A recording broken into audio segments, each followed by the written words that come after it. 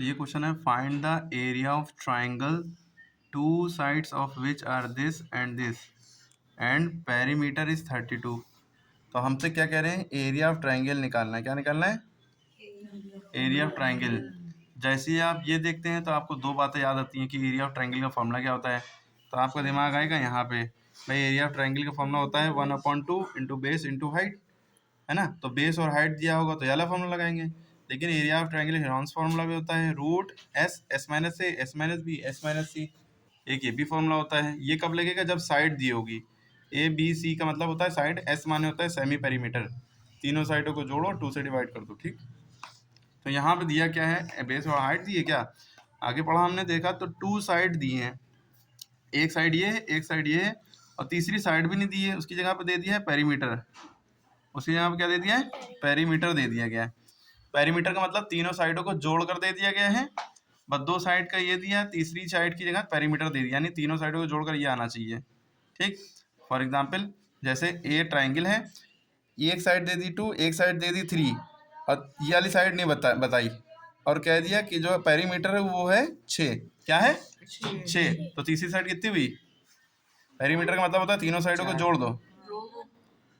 पहली साइड 2 है, तीसरी 2 से 3 है, तीसरी साइड कितनी होगी जो 6 हो जाएगा? 1। तो 3 5 और 6, 6 तभी तो हो रहा है। तीसरी साइड ऐसे बदल रही, या ऐसे सोच सकते हो, पेरीमीटर की जो वैल्यू दी है उसमें से ये दोनों को जोड़ के घटा दो। पेरीमीटर की वैल्यू 6 दी थी, ठीक है, तो साइड बची हुई साइड निकालनी है। तो 2 3 5, 6 में से 5 गया, 1 बचा, ऐसे आ गया।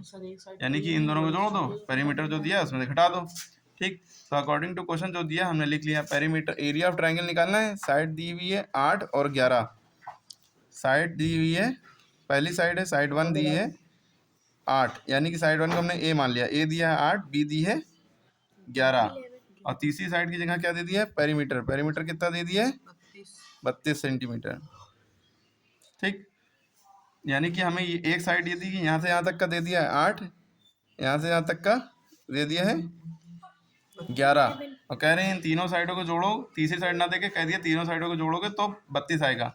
अच्छा, ऐसा दिया है और कह दिया एरिया ऑफ ट्राइंगल निकालोगे। तो एरिया ऑफ ट्राइंगल जब ही निकाल सकता है जब ए बी सी तीनों की वैल्यू बताओ। किसकी? ए बी सी तीनों की वैल्यू बताओ। ये साइड है ना, तो तीसरी तीनों की वैल्यू निकालने के लिए भाई हमें ए की दी है, बी की दी है, सी की नहीं दी है।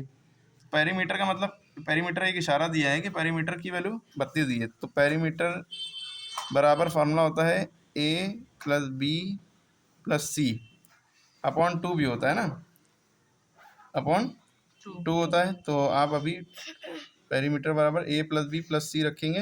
ए की वैल्यू कितनी दी है? 18, सॉरी, ए की वैल्यू 8 दी हुई है, ठीक है।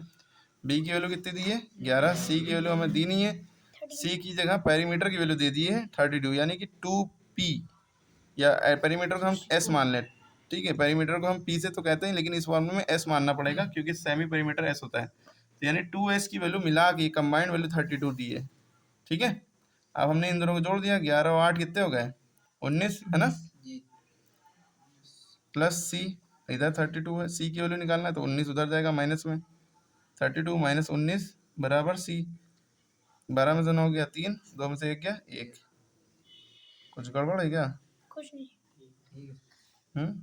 कुछ गड़बड़ लग रहा है, पहले ही देख लिया था। क्या गड़बड़? तो सी की वैल्यू कितनी आ गई? 13, ये सही है, ठीक है। अब हमारा फॉर्मूला क्या होता है पेरीमीटर का?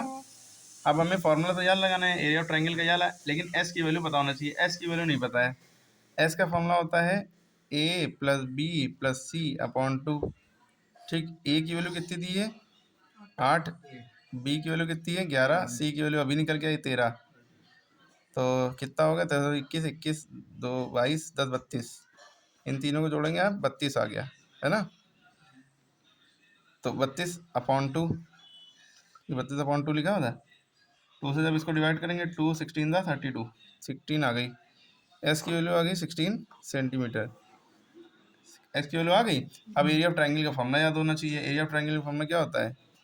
Root S, S minus A, S minus B, S minus C. अब एस की वैल्यू क्या है? ये लोग 5 समझ लेते हैं, या एस है। एस की वैल्यू क्या है? 16। फिर एस की वैल्यू क्या है? 16 माइनस ए की वैल्यू क्या है? ए की वैल्यू हमने दिखाई 8 है, ठीक है। फिर ये एस की वैल्यू क्या है 16 माइनस बी की वैल्यू है 11। फिर ये एस की वैल्यू क्या है 16 माइनस सी की वैल्यू क्या है 13, ठीक है। 16 फिर 16 में से 8 गया, 8 बचा, 16 में से 11 गया, 16 में से 11 गया 5। अब आप कहेंगे सर यहाँ पे क्या मल्टीप्लाई छुपा होता है, यहाँ पे भी मल्टीप्लाई छुपा होता है। 16 में से रह गया 3, ठीक, क्लियर होगी बात। अब इसके बाद सब एक तरीका ये है कि स्क्वायर रूट भाई निकालना है, इन सबको मल्टीप्लाई कर दो फिर उसका स्क्वायर रूट निकालो। एक तरीका ये है कि इसको ब्रेक कर लो, 16 को ऐसे कर लिए ब्रेक, 8 टू 8 टू द 16, 8 ये है, एक 5 इंटू 3 ये है, ठीक। ये 8 ये 8 दो का पेयर बन जाएगा, एक 8 बाहर निकल गया, ठीक है।